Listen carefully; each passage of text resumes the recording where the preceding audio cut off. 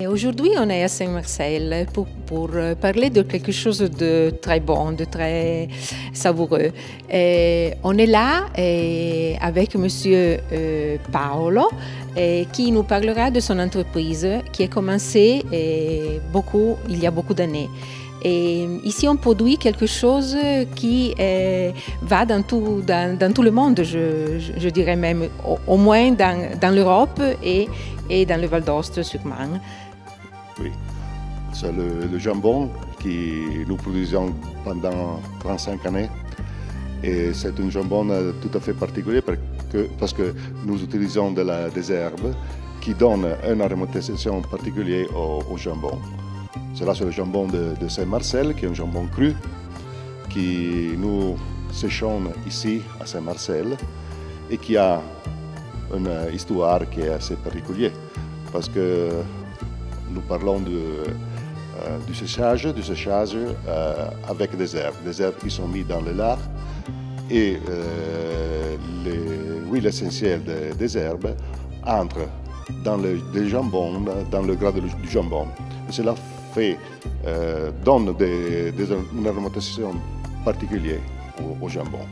C'est quelque chose que vous avez pensé, vous, à faire, parce qu'il n'était pas dans le marché, cette façon de aromatiser un jambon. Oui, c'est tout à fait une idée de l'ancien propriétaire de la Val d'Autun, qui était un étudiant des herbes, et il a mélangé les herbes et utilisé les herbes pour aromatiser. Alors, il a pensé d'utiliser les herbes pour aromatiser le jambon, parce qu'il déjà aromatisé la grappe. Ah, voilà, alors c'est la deuxième surprise d'aujourd'hui. Et ici, on peut manger du bon, mais on peut même boire du bon. Je pense que oui, mais à ce moment, le jambon, c'est à peu près la moitié du travail de la Val d'Autun et l'autre moitié, c'est la distillation de la grappe. C'est-à-dire que la grappe et le jambon ont la saveur du Val d'Aoste. Oui, tout à fait. De nos montagnes, de nos herbes. Oui, absolument oui, parce que les herbes que nous utilisons sont des herbes qui sont cultivées dans la vallée d'Aoste et pour faire de la grappa, il faut avoir de la vinaccia qui vient de la Vallée d'Aoste. Votre entreprise est née il y a déjà quelques années. Oui, cette entreprise est née dans le 1947 à Verrès, qui est dans la moitié de la Vallée d'Aoste. Et maintenant, on est à Saint-Marcel. Oui, il est à Saint-Marcel depuis 30 ans à peu près.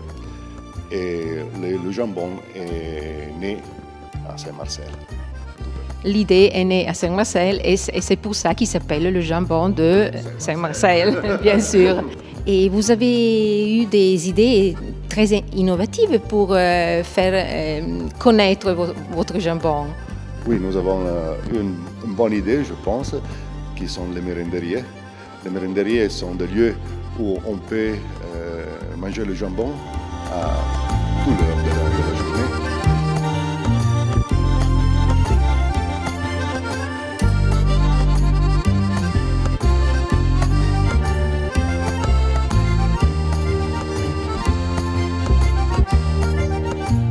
Alors, les merenderias, ce sont des lieux d'agrégation, mais aussi de collaboration avec quelqu'un qui travaille déjà sur place, peut-être. Oui, ce sont des accords avec des entrepreneurs qui ont déjà des activités. Et dans cette activité, on peut former un petit coin où manger le jambon. Et le jambon est proposé pendant toute la journée. C'est un parcours. Oui, un parcours aussi parce que nous avons eu l'idée de faire des accords avec des entrepreneurs de Saint-Marcel. Et en Saint-Marcel, nous avons en ce moment 5 merenderiers.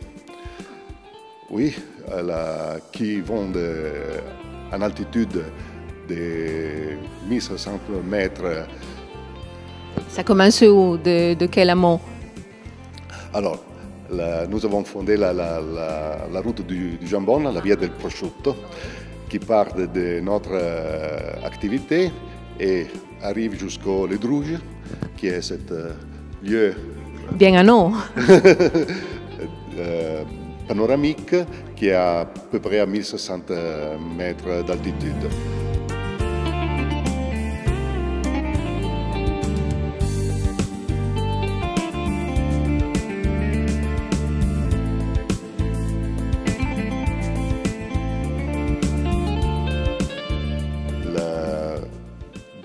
Le long de la route, il y a 5 lieux où on peut manger le jambon. C'est des points où l'on trouve la merendrie. Hein? La merendrie. Et l'altitude, c'est important pour le jambon? Absolument. Parce que quand on sèche le jambon, l'altitude a une influence vraiment importante. Et alors, si nous avons des séchages qui ont un odeur différent, nous avons des crus du jambon qui sont différents. Des saveurs différentes? Oui, tout à fait différents. Mais l'idée de mérenderie a eu un grand succès, pas seulement sur la route, sur la via del prosciutto, mais aussi dans la Vallée d'Aoste, et pas seulement dans la Vallée d'Aoste, parce que nous avons en ce moment 28 mérenderies qui sont aussi en Piémont, en Lombardie, en Italie, et une mérenderie est aussi à Chamonix et une en Allemagne? Oui, en Allemagne, à Neuburg. Alors, on est là et vous venez, vous m'accompagnez dans cet endroit qui est extraordinaire. On voit des couleurs, des choses là que vous nous expliquez maintenant, j'espère. Hein? J'espère que oui. On est dans la distillerie. On est dans la distillerie, c'est notre plan de distillation qui travaille tous les années. La campagne de distillation est depuis le novembre jusqu'au février.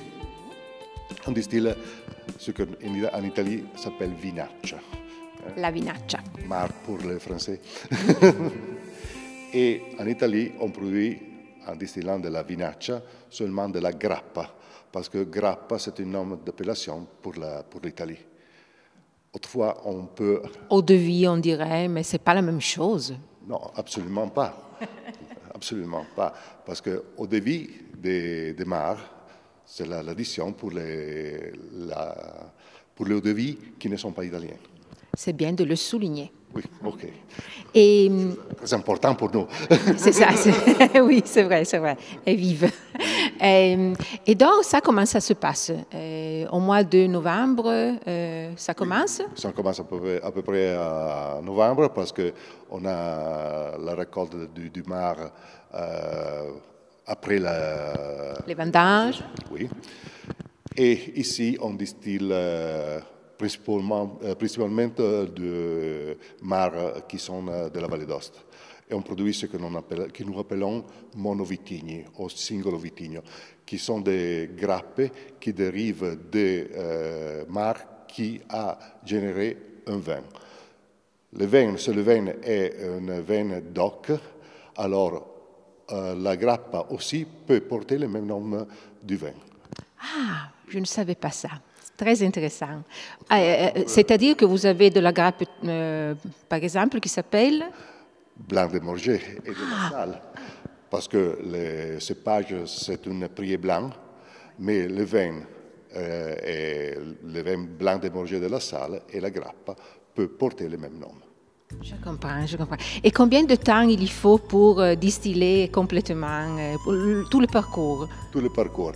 Alors, nous distillons avec 4 alambics qui travaillent en couple. Le premier avec le troisième et le deuxième avec le quatrième.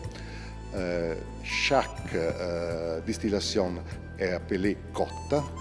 La cotta, qui pour nous est à peu près 800 kg, a une durée de 4 heures 3h30, 4h à peu près. Ça dépend du mar qu'il y a. Pas comme le temps passé quand on était là toute la nuit pour attendre goutte à goutte, petit à petit, qui ça descend. Mais cela, ça continue parce que avec 800 kilos de mar, on produit 16 litres de grappe. C'est précieux. Ok, tout à fait précieux. C'est l'essence du mar. Et à suivre, quand la distillation est terminée, qu'est-ce qui se passe? Quand la distillation est terminée, on prend la grappe, on fait des analyses parce qu'il faut l'analyser et cela, c'est le gouvernement qui pense à voir si la grappe peut être commercialisée. Il y a des règles à suivre. Précises, parce que nous avons un contenu en méthylique qui a un maximum, un contenu en cuivre qui a un maximum. Et alors la grappe ne peut pas être commercialisée si les règles ne sont pas respectées. Puis on prend la grappe et on la met en bouteille. Et les herbes? Oh, ben, pas toutes les grappes sont avec les herbes, seulement les grappes que nous appelons aromatisées utilisent des herbes. Et alors le procès est tout à fait simple parce qu'on prend la bouteille, on met l'essence dans la bouteille et puis on remplit la bouteille de grappes. Je pensais dans la bosse, non? Non. Dans la bouteille? Dans la bouteille directement. Et vous employez des odeurs, des parfums qui sont valdôtains ou bien? Oui, tout à fait, en préférence des herbes que nous allons cueillir dans notre territoire. Il y a quelqu'un qui s'occupe de ça alors? Nous avons de gentilles femmes qui font des promenades sur les montagnes pour cueillir les herbes, mais aussi on a des produits qui sont l'anis, par exemple, qui n'est pas valdôtaine, parce que c'est impossible. Il n'y en a pas. Ok, il n'y en a pas. Et en parlant de surprise, mais qu'est-ce que c'est ça? C'est pas de la grappa. Non, cela c'est une liqueur de la Vallée d'Aoste qui est en train de gagner l'appellation d'origine. Et cela, c'est le genépi. Genépi, c'est une artémisia, qui est une herbe qui croît à peu près à 1400 mètres d'altitude et qui a des particularités des arômes tout à fait particuliers. C'est une herbe de nos montagnes. Absolument, oui, parce que l'Europe a décidé qu'il y avait seulement 3 types de genépi. Il y a les appelés genépi du Piémont, genépi des Alpes et genépi de la Vallée d'Aoste. Et on peut le cueillir dans les montagnes ou c'est pas permis ça? Oh, il y a des problèmes pour la récolte parce qu'on peut cueillir seulement une quantité limitée. Mais actuellement, nous avons une législation qui permet une récolte qui est appelée contrôlée. Alors, on va chez les forestiers et on peut bien indiquer le lieu et la quantité qu'on peut cueillir. Alors, on est bien avec la loi. Oui, voilà. Absolument, oui. Je peux sentir? Absolument. Alors, je fais un chin-chin à vous, à votre Si. entreprise, qui c'est une entreprise qui a eu le succès dans le Val d'Aoste et qu'il y a beaucoup d'années qui continue à être sur le marché et à proposer ces innovations même. Les produits du territoire.